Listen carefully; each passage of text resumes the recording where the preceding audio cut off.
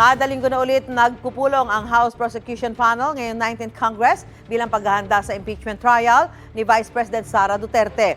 Sa Hunyo, gugulong ang proseso ng impeachment trial batay sa sulat ni Senate President Chis Escudero kay House Speaker Martin Romualdez. May unang balita si Mav Gonzales.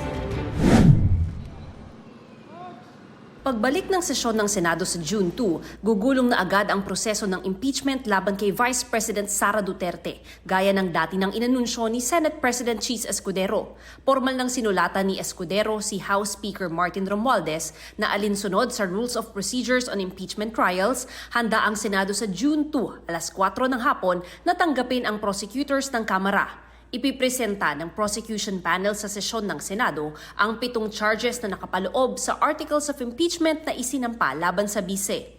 Kinabukasan nito o June 3, alas 9 ng umaga, magko-convene na ang Senado bilang impeachment court na maglilitis sa bise. Pwede nang mag-issue ng summons at iba pang kautusan. Pinadalhan din ng kopya ng sulat si VP Sara. Sinusubukan ng GMA Integrated News kuna ng pahayag ang bise, pero dati na niyang sinabing gusto niyang matuloy ang impeachment trial na ani ay gusto niyang maging madugo.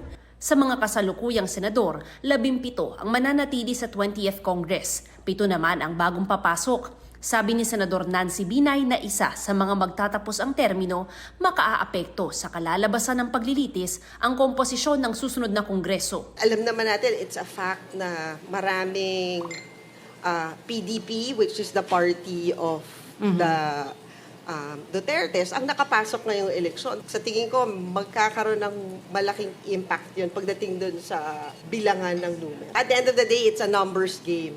So, if you look at the incoming composition, medyo mas nakakalamang ngayon yung kaalyado.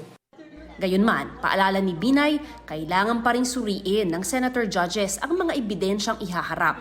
Para sa mga magtatapos na ang termino bilang senador, pag-aproba sa impeachment rules na lang ang magiging papel nila sa impeachment. Blessing in disguise na hindi rin ako magiging bahagi ng impeachment trial kasi yung proseso na yon is very divisive and parang at the moment, di ba, sa sobrang daming problema ng ating bansa, yung proseso na yon lalo pang mahahati at madidivide tayo. Imbis na magsama-sama tayo maghanap ng solusyon dun sa mga problema natin. Senators, di ba, mahahati yung oras nila kasi they will perform as a court. Tapos at the same time, may mga bills na kailangan din asikasuhin.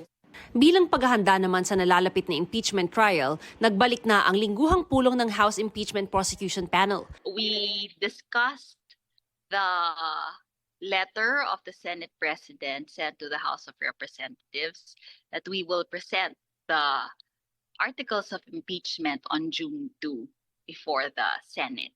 They expect us to read the articles of impeachment.